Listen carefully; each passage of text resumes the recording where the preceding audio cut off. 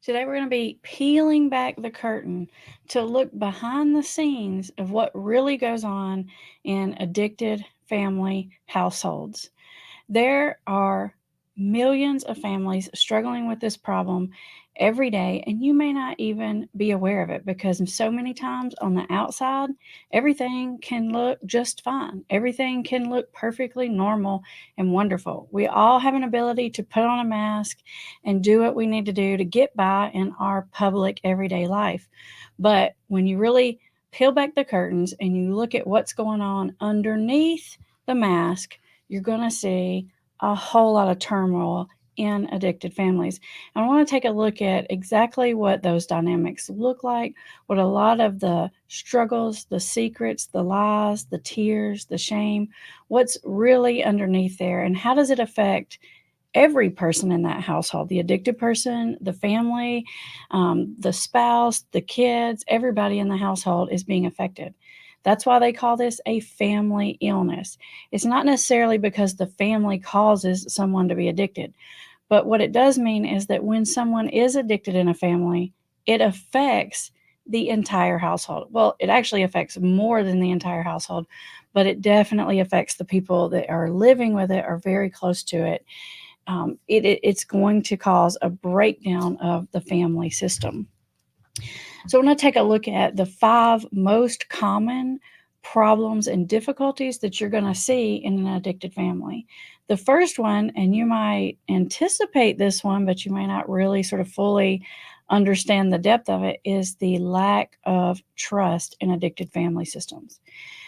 It might be obvious that the people in the family may not trust the person who has an addiction, but it's really a lot more than that. What a lot of people don't realize is that the addicted person also does not trust the family members. Usually, it's at least one specific person in the family, and it's usually the person that's closest to the addicted person, whether it's the parent or the spouse, maybe it's a grandparent, but whoever's the closest and most involved, there is an extreme lack of trust between those two people. And that lack of trust causes a ton of conflict, difficulty, arguments, silent resentment. And the dynamics between those two people trickle down and into every aspect of the lives of everybody else surrounding that system. You have this massive amount of trust. This person who struggles with an addiction is probably doing some sneaking. They're probably doing some lying. They're probably doing some shady things behind the scenes. So naturally, it causes the other people to want to figure out what's going on. So you get this cat and mouse dynamic that starts to build where somebody's trying to get away with something and somebody's trying to catch them doing it. And there may be arguments, pleading, begging, yelling, screaming, threatening, any kind of desperate attempt to get this problem to stop. And you guys know the more that goes on, if you watch these videos at least, you know that the more that goes on, the longer the addiction will last because you get caught in this dynamic where somebody's chasing and somebody's running. And as long as the person is running, which is usually the addicted person, they're not going to stop and look and be observant enough to really see truly what's going on. In fact, they get really immersed in defending their position and defending what's going on and defending a lot of times lies and secrecy. And every time that you have them say it out loud, it entrenches those defensive beliefs more and more and more. So the first step in untangling an addictive family dynamic is to get that thing to stop. And it's usually, like I said, between the primary person and the addicted person. There can be more people involved in it, but there's usually sort of a head lead charge of the family. Now, in addition to that, not only do you have that trust issue, which is kind of obvious going on, but you have these other little triangulations setting up where it's like because you have this conflict between these two main people in the house, other people start to take sides, right? If there are kids in the house, they may align with the person that has addiction. They may align with the person the main family member that's in conflict, and that this dynamic can go outside of the household to extended family members like grandparents, aunts, cousin, uncles, family, friends, coworkers, because each one of these two people that are in the main conflict start to confide in the other people that they trust, and what they're confiding usually is how much the other person is doing wrong things or treating them badly or controlling them or nagging them or deceiving them. All of these dynamics, they're confiding in these other people. So you get these triangulation systems going on because there's no trust here. The trust starts to go outward into these other little systems. And then there can be like camps. Am I on this camp or this camp? And there's a lot of fighting that goes on. Some of that you can see externally because there's like text messages and arguing and screaming. And if you don't see it externally, depends on the culture of the family, the nature of the personalities and things. It's definitely there, even if it's an undercurrent. You can feel the energy where sometimes people are really, really angry at this person who has an addiction. Sometimes people are really angry at this other person that they feel like is enabling this person. Um, and then other people feel like the family's treating this addicted person unfairly. And you just get a mess of loyalties going in every different direction. So naturally, you have all these trust issues, these teams, these camps. One of the things that can be the hardest to overcome when someone starts to get into recovery is if the addicted person perceives that their main family member, usually it's one, but maybe possibly multiple, are going out and talking about their behaviors to everyone else.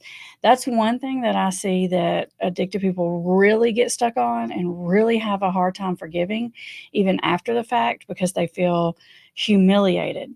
The problem is that the family member is really struggling. I mean, a lot of times they're developing real major depression, real anxiety disorders, and they need someone to confide in more than just trying to make team and allies and get someone on my side, but just someone to process with and to support them and to understand what they're going through, which is definitely a necessary part. But you got to be really careful if you're the family member who you choose to be your person, your support person that you're confiding in, because um, it is going to, when that relationship resolves, like when the person gets in recovery, it's kind of like when a couple breaks up and everyone takes sides.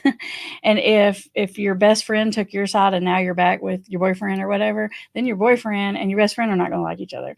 So like I said, you get all these mistrustful, um, dysfunctional, unhealthy relationships. The other thing about that happens is no matter which side, which camp that you're in this dynamic, is you're not getting the full story.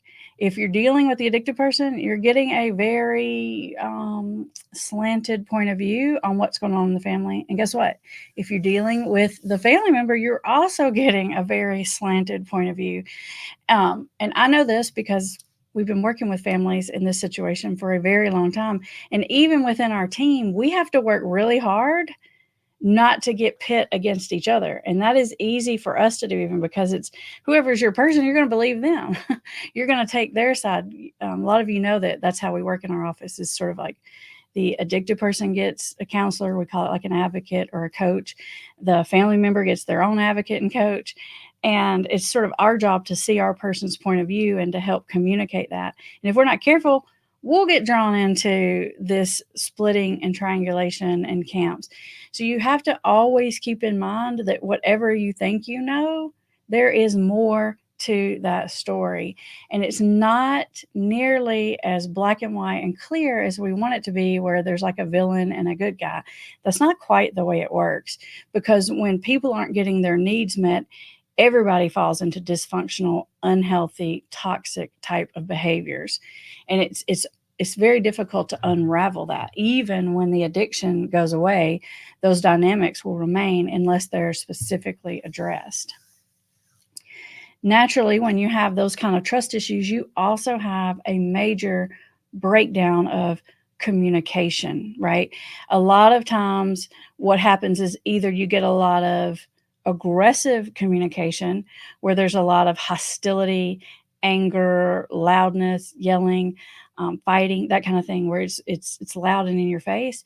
And other times, it's more passive aggressive and like little quick drive-by statements that are very hurtful, little comments that happen in front of people that are hurtful. So even if it's not loud, it is there. This undercurrent of unhealthy communication. And this happens because the addiction becomes such a hot topic that families either learn they're going to constantly butt heads about it, or they're going to constantly avoid the topic. And just because you're avoiding the topic and you're not yelling and screaming about it doesn't mean that that conflict and that tension is not there. And usually when we're suppressing all that, it comes out one way or the other, usually in an unhealthy way, usually like in a passive aggressive way, or maybe a shutting down, or falling into depression and anxiety and resentment. It's going somewhere. So it's such a difficult topic to communicate about because there's so many emotions around it. And that's our next level, is the emotional turmoil that's taking place. In any family, you're going to have stress. You're going to have people that personalities that clash, people that don't like each other in teams. But in addicted family systems, you take that natural, family difficulties, and you're gonna like multiply that by 1,000. And you have in each person a swarm of emotions. You have anger, you have guilt, you have shame, you have resentment, you have self-pity, you have all this swarm of emotions, and it comes and goes in waves in all the individuals at any point. I think one of the overriding things that happens in any person, no matter where they're at in that dynamic, is shame, because we feel ashamed of what's happening in our family. We feel like maybe we're causing it, maybe we're making it worse. We feel like we become ashamed of ourselves. Even if you're not the addicted person, you become ashamed of how you're reacting to it. Like you're watching Amber videos and I'm telling you not to be the bad guy, and then you lose your cool because you're a human being and you do something and you feel like, I'm messing it up, I can't do this. And even the addicted person, they're trying to get it together on some level usually, and they're falling back, and then they're shameful about that. And that shame turns into anger and resentment because we start to project those feelings onto the other person. The shame is such a difficult, heavy, uncomfortable emotion. We sort of distract ourselves by getting angry and resentful and passive aggressive. Those are the ways that we're really trying not to deal with our own uncomfortableness about what's happening in the house.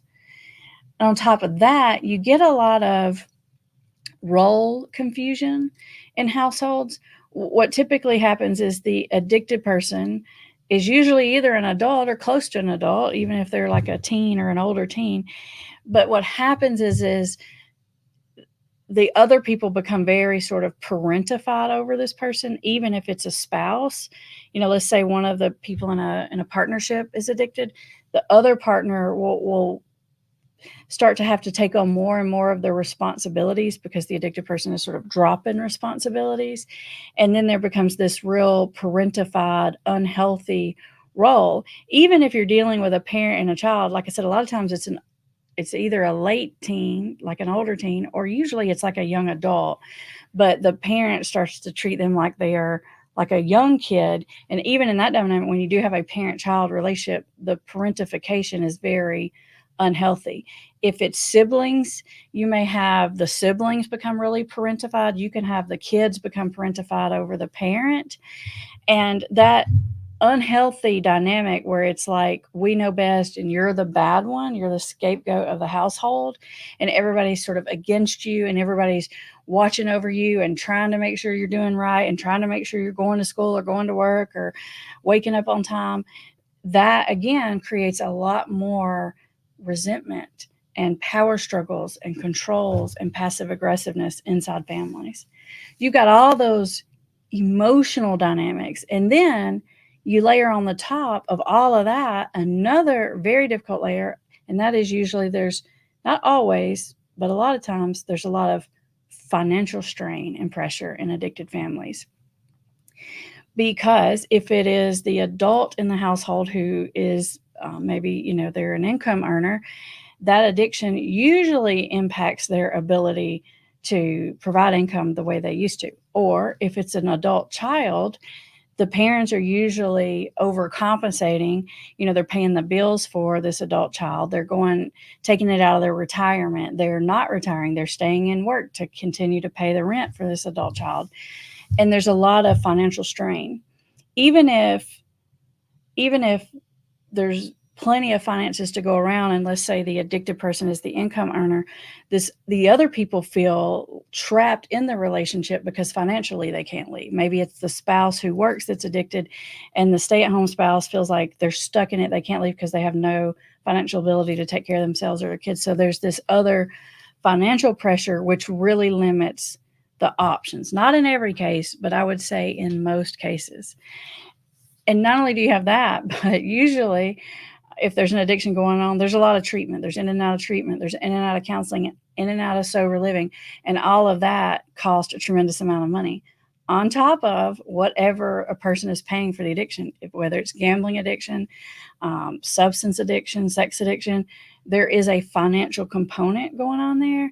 And that strain, what that does is it just turns up the heat on all these other things, like the communication and the trust and the emotional turmoil that's taking place. And you have sort of a swarm of negativity and difficulty. The crazy thing about it is, if you saw any of these people that are sort of characters in this storyline out on the street, you probably wouldn't know it. Most of the families that we see in our office look great. A lot of them have great careers, they're upstanding citizens, they're hold leadership positions in their church, they're athletes, they're all these things that look really wonderful on the outside. And you would never even know how much heaviness that they're carrying inside, how much pressure and strain and difficulty that they're carrying around on a day-to-day basis. And they're trying to hide it, which takes up even more energy and creates more negativity, because you've got it all going on and you're trying to pretend that it's not there for most of the hours of the day. And it just takes over your entire life. I think when we break it down into pieces like that, it's really easy to see why addiction is a systems issue. That's why in our office, we address it from a systems perspective. Instead of just saying, okay, there's this one person and they have an addiction and they're the person with the problem, we're going to pluck them out and we're going to tell them what they need to do to get better and all that kind of stuff, and that's going to fix it. It's by the time that has gotten to the point of needing to talk to a counselor or go to treatment or something, it's affected the whole system. Many people feel like the only way to get the system better is to get the addicted person better, but that's actually not true. The family system, the people in the family can actually choose to start the getting better process first. You don't have to wait for this person to decide it. In fact, if the family decides to get better, it significantly, greatly increases the chances that the addicted person will start to get better. And it actually works a lot faster that way. The addicted person may or may not choose to get better on their own. And so if you're just waiting for that to happen, it may or may not come. But if the family takes those first steps, I think that when the family takes the first steps, the addicted person actually has a better chance of long-term recovery, even more of a chance than if they're the ones that initiate it. Because if they start to try to get better, but the family's not getting better, it just sucks everybody back into the dynamics over and over and over again. And the whole system is keeping itself unhealthy. At some point, we have to decide, wherever you're at in that system, whatever part or role that you have in that, you can choose at any time to break away from that unhealthiness. And that doesn't necessarily mean you have to break away from your family or cut anybody out or never speak to someone again, but you can begin your own recovery process at any point in that process. And not only is it going to help you, but it's going to help the other people in that addicted family system. I will warn you, though, that a lot of times when one family member starts to get healthy, the other family members don't like it because now you're not playing your role. Even if we told you we didn't like your role before and we were mad at you all the time. If even if you're the person and you start to get better and you've been the scapegoat, people won't like that anymore. People don't like it if you go from the scapegoat to the family hero. Even on an unconscious level, we try to keep people in the roles that we know them or where we're comfortable or where we're used to. And so we suck people back into this unhealthiness. And it's a lot of people are shocked about how other people don't take their getting better well. Like some people will distance themselves from you if you start to get well. And a lot of times it's because you're having better boundaries, and people don't like it when you have better boundaries because that then affects them. Maybe you're setting boundaries with them that they don't like, and you get some resentment. Um, but it is the only way to start getting yourself better. Most of the time, it does have a trickle down effect, and it kind of that recovery is spreading just like addiction can spread in unhealthiness. Recovery can spread in a healthy way as well. All right, in just a minute, we're going to take some questions and comments for those of you who are here live with us. So go ahead and get them in there. If you put question marks or the word question in all caps or something to get my attention, it's helpful. I can see which of you are trying to have a question because there's a lot of conversation in chat, and I don't know who's talking to me, who's talking to someone else, that kind of thing. If you're watching on the playback, we want to welcome you here as well. We're super glad you're here. We are live every Thursday at 1 p.m. Eastern. If you want to join us live, and we'd love for you to join the conversation, jump in there, ask a question, give us some feedback. Those of you who are watching either the playback or live, which of these 5 things do you relate to the most? Is it the emotions? Is it the communication, the financial strain, the trust issues? Where in the cycle do you get stuck? Which emotion is the strongest one for you and causes you the most difficulty? Is it anger? Is it resentment? Is it guilt? Is it shame? Where do you get stuck in this cycle? Because realizing where you get stuck is the first step in starting to untangle that mess. No matter what role you play, you can start your own recovery process. All right, I'm gonna have to put my granny glasses on to read y'all's questions. All right. I will remind you too, there's always resources in the description. Oh, and by the way, the Invisible Intervention 3.0 is out. So if you don't have the Invisible Intervention and you've been wanting to get it, you've been waiting for the 3.0, it's out. So you can totally get that. The link is in the description. Our Invisible Intervention program is our step-by-step method for how do you get someone out of denial and taking steps towards change all the way into recovery.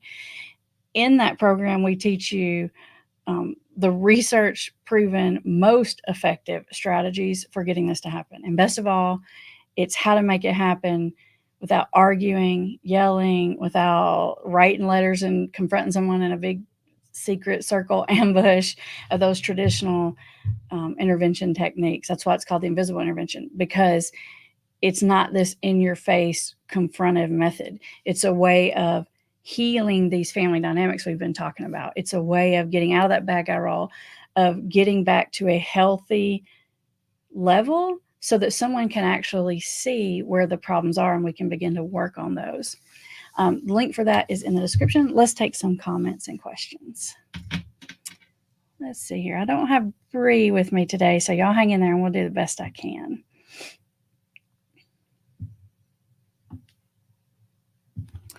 All right.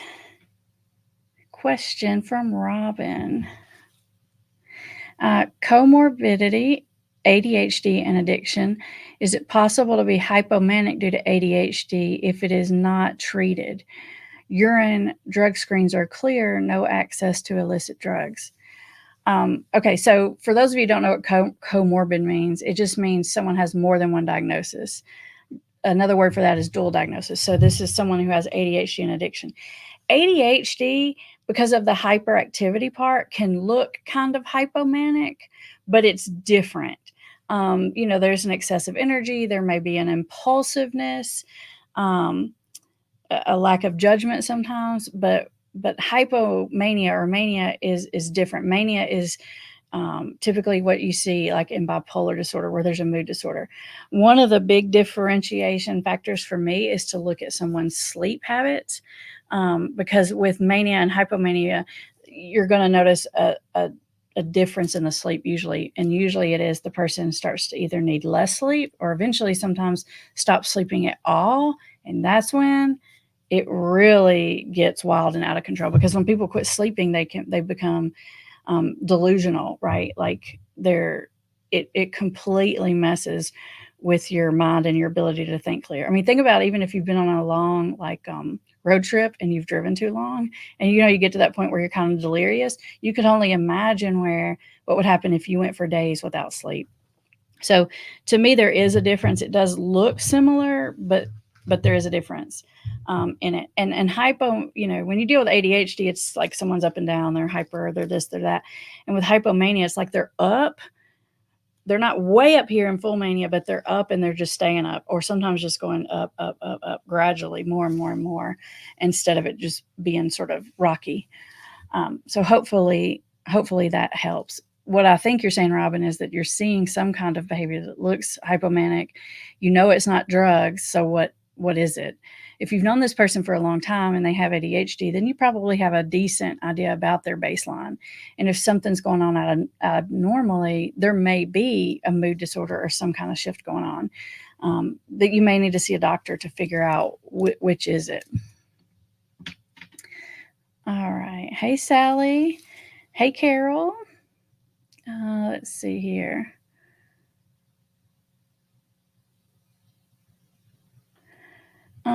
Let's see. I'm looking for questions here. Here we go. Christina's got a question. I have been staying out of the bag I roll with my alcoholic partner for 3 months. It's amazing and peaceful, but making him feel more emotional and kind of sad. Every couple of weeks, I think there's more, leads him to feeling heartbroken that we can't be closer and see each other more. He pushes until I admit that I don't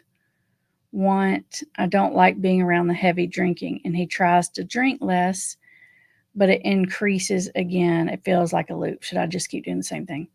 Actually, Christina, when I read this, my thought is it's working.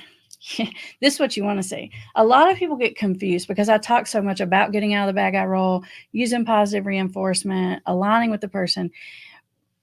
But the thing that sometimes either I don't communicate clearly or gets lost in the shuffle or something is that you're getting out of the bag I roll doesn't make the addiction stop. What it does is clears the path for them to be able to recognize and see the addiction. And so when I read this, and I could just be reading into it or projecting here, but what I think you're saying is, you're alcoholic. He's getting sad. He's seeing it. He's missing you. He's wanting it to be different. And then he's cutting back the drinking. So it's allowing him to see where the problem is, and he's trying to fix it. And even though it's not being successful, Christina, how I talk about there's so much trial and error involved. It means we're in process. The being out of the bag I roll doesn't make the addiction stop. The being out of the bag I roll helps to get them out of denial. And then they go through this trial and error process of trying to figure out how to get the addiction under control. So to me, I feel like you're on course. There may be a lot more of that story, but from this is what I would expect to see. And we're moving and making progress. Let's see here. Carol says, he's in jail. How can I still be empathetic, validating, and empowering? I'm trying to stay silent while he's there, but it's difficult. I'm assuming, Carol, that you have ability to communicate. So I don't know what, on one hand, you're saying you're trying to stay silent. I don't know if that means like you're not talking to him at all, or it just means you're trying not to like bring up his problems or something like that. I don't know what you mean when you're saying silent, but you can still just be caring, kind, and empathetic. Just be a good listener. No matter what the conversation is, a lot of people think it's like I have to get them to talk about the addiction and then I have to be empathetic and empowering.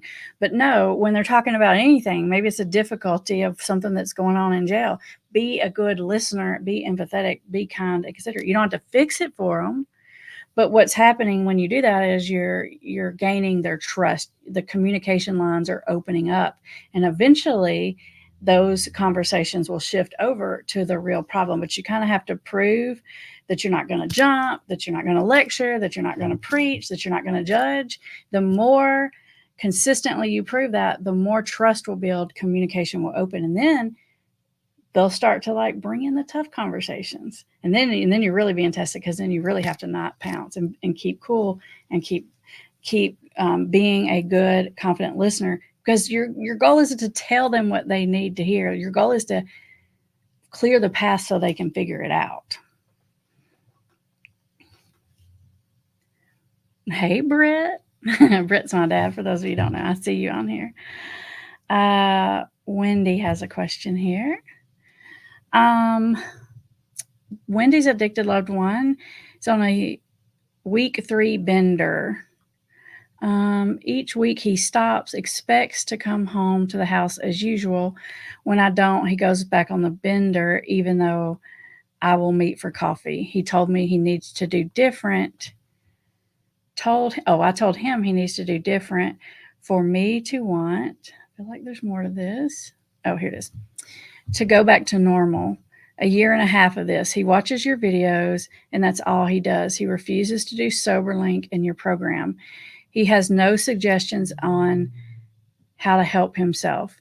Is this okay? Well, there's a lot to this scenario that you're giving me. Is what you're asking, is, are you saying, is it okay not to let him come back home and pretend like everything's normal? If that's what you're asking is okay, then I'm going to say yes, that is okay. If that's the boundary you need, especially if you guys have been caught in this cycle for a long time, where he goes on a bender, maybe he goes MIA, doesn't answer the phone, you don't even know where they're at, and then then they're back in. I'm sorry, I want to come home, and then 3 days later they're back off to the races. If that's the constant cycle that you're in, for you to say, hey, I'm still here for you, I haven't backed out of this, but no, I'm not just going to keep participating in the same old cycle. We got to do something different. Yeah, I definitely think that's okay. I think that's appropriate, and that's what I would advise you to do. All right, let's see here. Sarah's got a question. Questioning.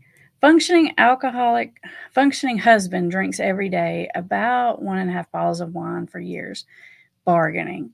Won't do counseling. If I mention it, he will divorce me. Selfish, stubborn, and stonewalls. Any advice? I have some videos, and you may have seen some of them, Sarah, about why people really resist going to counseling. A lot of times it's because they are afraid they're going to be judged. Sometimes it's because they are afraid that they're going to be pushed into doing something that they don't want to do. And other times it's because, they're just really embarrassed about the situation. Sometimes it's because they don't really believe in counseling. So when people are reluctant to going to counseling, then there's a couple of things you can do. One is see if you can just get them to listen to a podcast, watch a video. It doesn't have to be one of mine. A book that you think that they may like. They may be more of a person that likes to, maybe if they're the kind of person, if they have a problem, they want to investigate and they want to learn everything about it and they want to know why, then information they may consume better, because some people are sort of studious in that way and they don't really want to talk about it, but they want to figure it out. So if the person doesn't want to be in counseling, they may want to do something like that. Maybe they think going to church is going to fix it. There's a lot of ways to address this issue. So find the one that the person is open to, if at all possible. Let's see here.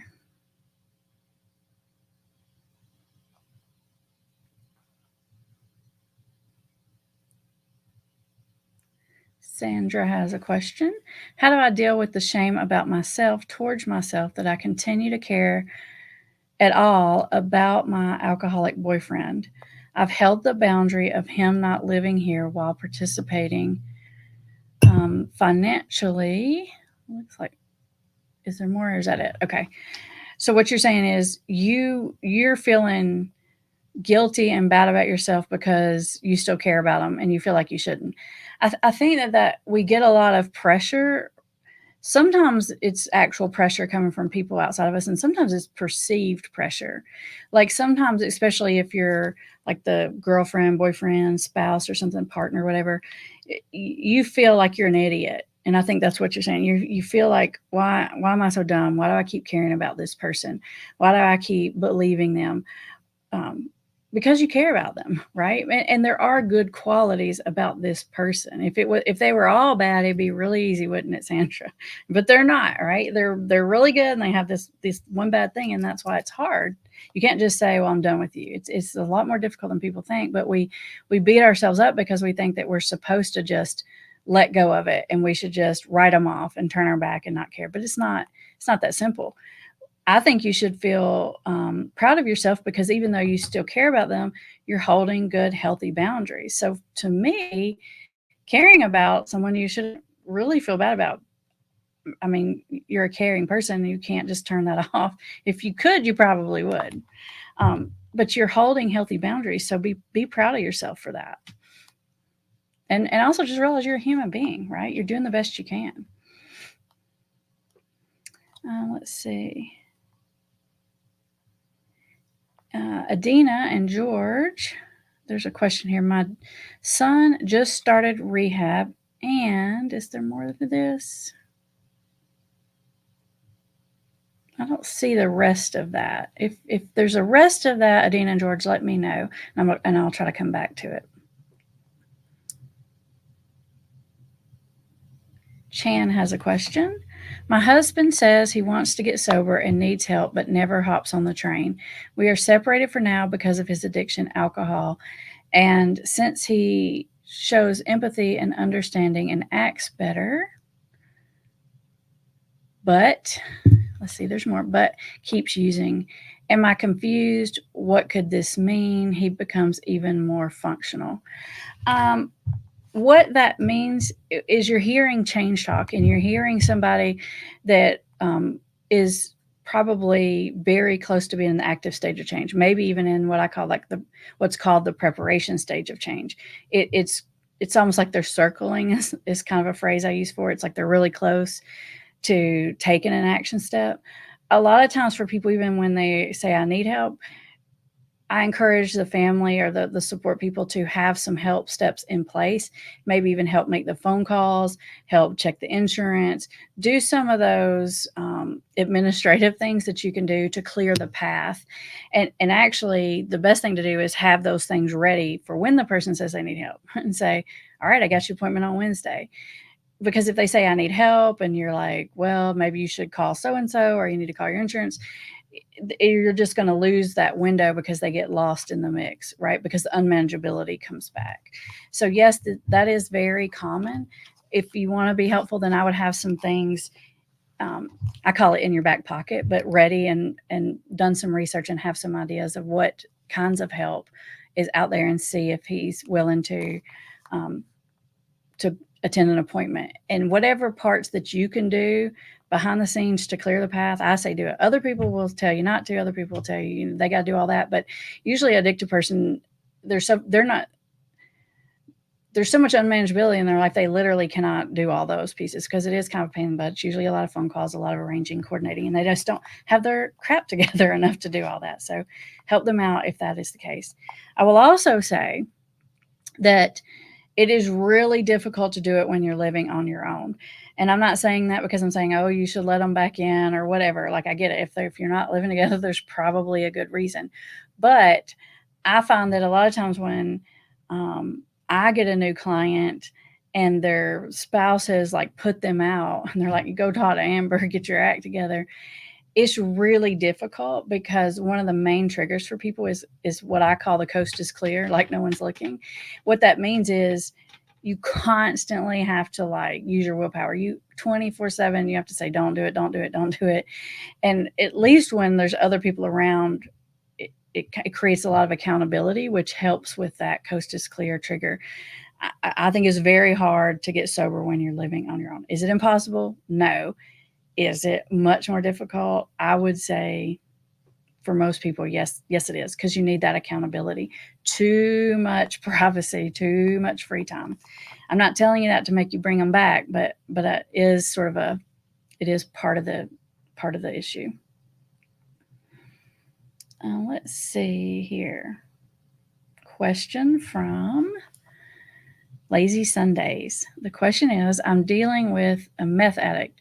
I've had friends who broke free from the addiction. However, the one I'm dealing with is 41. My friend told me after 40 he's a lifer. Is that true? That's ridiculous. No. No, that is not true. I see people get sober from all kinds of things at every single age. No, if you're still alive, you're still in the game. I don't. I think that's. I don't know where the person's getting that from. Um, I think it's actually a little easier to get people in their 40s sober than it is to get people in their 20s sober, because people in their 40s are much more likely to realize, like, this ain't cool anymore. They're easier to get out of denial, because seeing that they're not functioning as a 40-year-old should is it's a lot more evident than when you're 20. And you're 20, you can tell yourself, oh, I'm just being young, I'm just partying up, it's what everyone does, and you get away with it longer. So no, I don't agree with that statement. Emily's got a question. My husband is still in denial. It's pills. I've been working to stay out of the bag I roll for several months. I have seen several sober attempts, and then I can tell he's back to the habit. Anger is my problem. It's really hard, isn't it, Emily, because you get your hopes up, right? They do better and then they do worse. But realize that is part of the process. It is part of the learning process to do better and do worse. One of the questions that family members often ask is, what's going to be different this time? Which I think can be sort of a double-edged sword. I can understand why you want to ask the question, because they've tried it a million times and it's not working, or at least it's not working long term. But oftentimes they don't even know what the answer to that question is. I can't tell you how many clients come back to me and they've had a relapse and they're like, my wife wants to talk to you. She wants me to have a plan. You want some kind of something in place, but maybe if you can look for what's different and you can maybe identify what was working, how you did really good, or have them identify what was working. But it takes people more than one try at this thing. I've not seen anybody get it on the first try. It takes a few tries at it. And just because they're trying and it's not worked every time doesn't mean it's not going to work. It's a learning process. Let's see. Megan has a question. Using the invisible intervention, but can't get him to the final step of going to treatment. He has the change talk. He's more truthful and confides in me. Any suggestions to get him over the final hump? Maybe start with some, like when you're saying treatment, usually when people say treatment, what they mean is like inpatient treatment.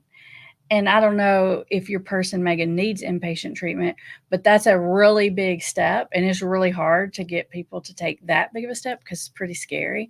So I would try to get them to take a smaller step, a less intimidating step. And sometimes they take the smaller step and maybe that works and we're done. But sometimes that helps them get up the nerve to take the next bigger step if it's not working. So, find a smaller ask, less intimidating, and start there. Rich has a question.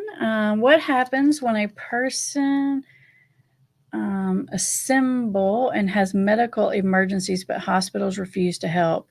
And then finally, another health issue brings them to the ICU and they help detox. Hold on, I'm confused. Let me read that again. What happens when a person assemble and has medical emergencies, but the hospitals refuse to help? I think what you're saying, and I'm not 100% sure here, Rich, but I think what you're saying is, I'm getting the impression that maybe this person has showed up to the emergency room a lot of times. Maybe they're in crisis, maybe they're in withdrawal, and the hospital's not helping them. But they're showing up. Maybe they needed a surgery or something, which is true. Like sometimes people show up for another medical issue, and then it comes out like they need detox, and the hospital is going to have to address that to keep you safe while you're there working on the other issue. Is there a question part of this? Is there more here? I'm going to look out and see if there's more, but I don't see the rest of that, Rich. Lynn says, I'm a stay-at-home wife of an alcoholic husband. Is there truth in my thought that I'm taking advantage of him financially while he's in active addiction? I I don't think so. I mean, is that y'all's arrangement that he works and you stay home? I mean, I don't think that's uncommon in a marriage that one person stays home and one person works. So if that's y'all's um, arrangement, I don't know where this like I'm taking advantage of him, like almost like he's in active addiction and he doesn't have good judgment, and so you're forcing him. Is that? I mean, I don't. I would have to know more details, but I wouldn't necessarily think that. But what I would tell you, Lynn, is that you're putting yourself in a dangerous position to be completely financially reliant on someone that has an addiction. I don't advise it. Do I think you're taking advantage? No. Do I think you should probably protect yourself and have better financial security? Because if somebody has an addiction, you don't know how long or how stable the financial income will be. So I might would change that. But I don't think it means you're taking advantage necessarily. Um, KM says cheating under the influence. How to forget and forgive your spouse? Does the resentment ever go away? This is a really great question, KM. At some point, I know this sounds crazy, but at some point you have to decide to let it go. It's a decision that you make.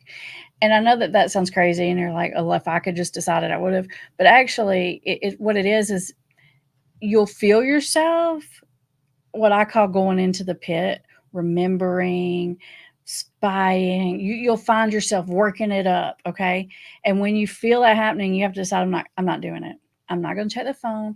I'm not going to feel the fire because I don't want to feel this way forever.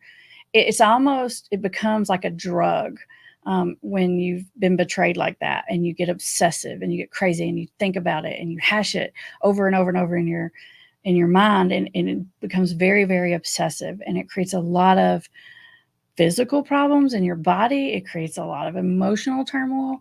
You have to decide, I am not going to keep fueling that fire.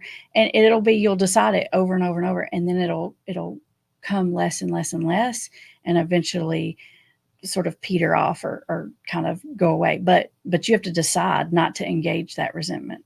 It's a decision that you make a bunch of times until it gets better. I hope that helps.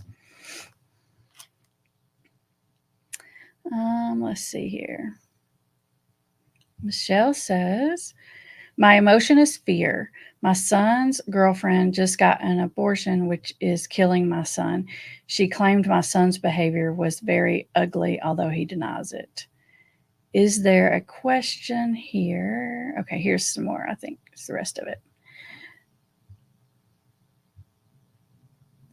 And now, because I'm asking him if he behaved that way, he's cut me off and blocked me. What should I have done better? I don't think his girlfriend's very stable either, but she does not use drugs. Okay, so the question is what should I have done better? I mean, I don't know that you could have done it better.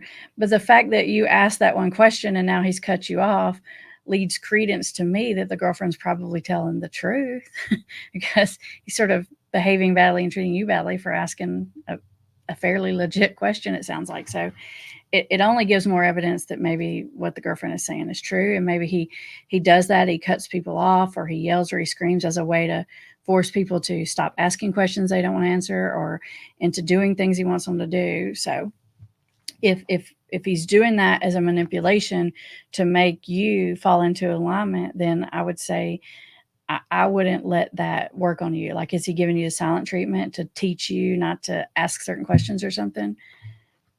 I would need to know a little bit more. I'm not sure you should have done anything different though. Let's see. Question here from my AUDHD journey.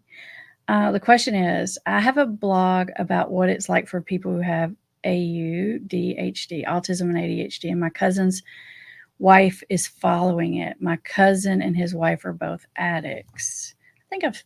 Let's see here. Where's the rest of that?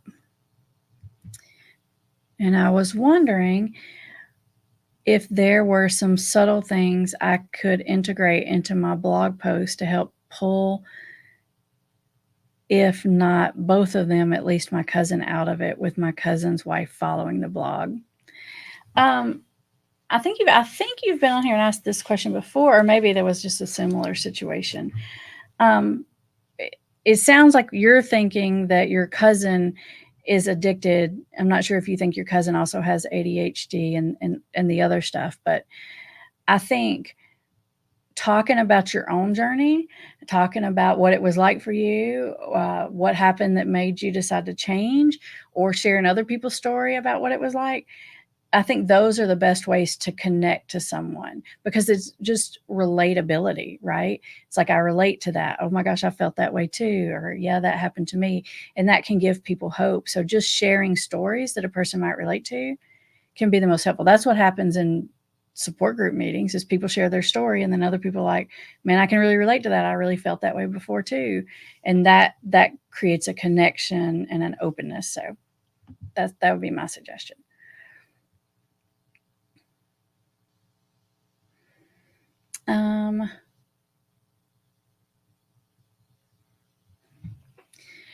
Stephanie says, what is the best way to deal with parentification issues, especially when coming from my daughter, who is now in recovery?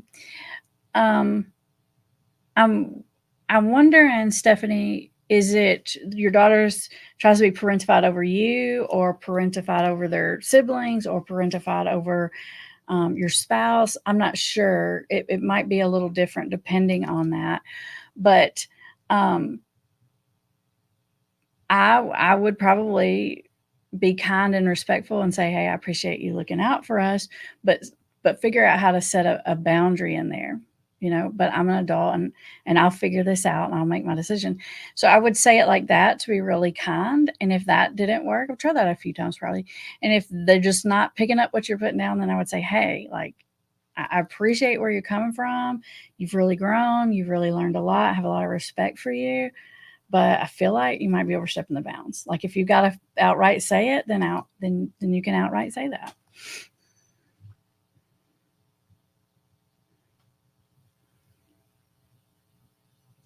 Let's see here. Married a long time says, how do you stay out of the chaos when they are deliberately trying to bring you into it? Like at dinner, they act out and your instinct is to protect another from them kicks in.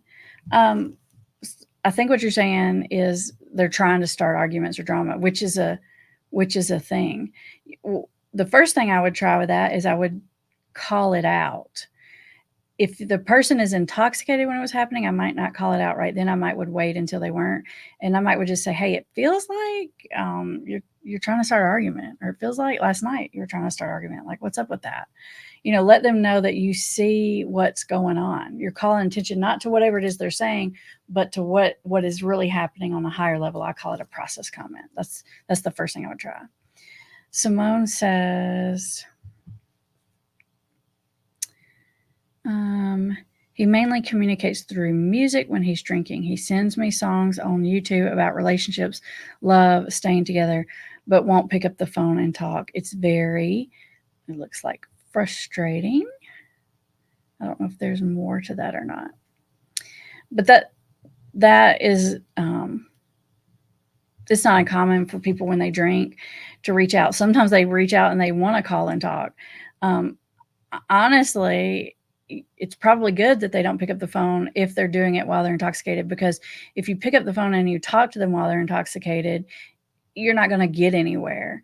And so what happens when people drink specifically is they rehash old memories or old hurts or old wounds or old loves, and that's why they do that. They call their ex, they send the love songs, they get sentimental about things, they express regret, and then when they're sober, it's like none of that, and it's very confusing to the other person. But I wouldn't try to engage the person when they're intoxicated, because they probably won't even remember it the next day. You may feel like you had this like great, wonderful, like life-changing discussion, and they don't even remember it, and then you're really going to be ticked. So I would try to engage the person when they're sober if you want to talk to them about the issue.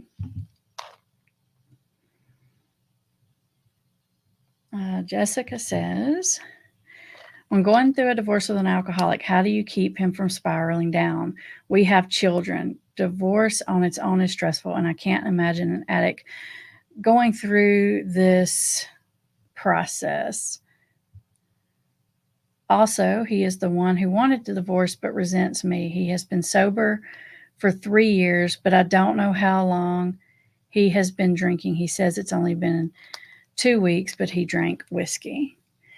I don't think that there's a lot you can do while you're going through a divorce, because, like you said, it is stressful. I mean, I think even in a divorce, we can do our best to try to treat another person respectfully and fairly and with kindness. But if you're doing all that, you can't necessarily like continue make sure that he doesn't spiral. All you can do is keep your side of the street, try to be kind and respectful. But if divorce is where you're headed and you're sure and that's what you want to do, I don't think you should sort of like change your mind on it just because of that. But a lot of times all that resentment builds up and self-pity, and then that results in relapse and bad choices. I've got a lot of videos on that, like how to protect yourself from relapse, stay out of resentment and self-pity, because that's what gets you there. And I'm sure that that's a lot of what's happening here. All right, everybody, we are about out of time. Thank you so much. You guys ask great questions. They get better and harder every week because I feel like you guys are like students and y'all are getting smarter and smarter. Y'all bringing me harder and harder questions. I'm gonna have to up my game. You guys are awesome. Thank you for those of you who showed up live, and thank you for those of you who watched the replay. There are plenty more videos. There's a video on this channel about why is it called a family disease that goes more into the roles. And we talked about that a couple weeks back with the children roles. If you want to know more about it, check out those videos. And there's more resources in the description. I'll see you next week. Bye, everybody.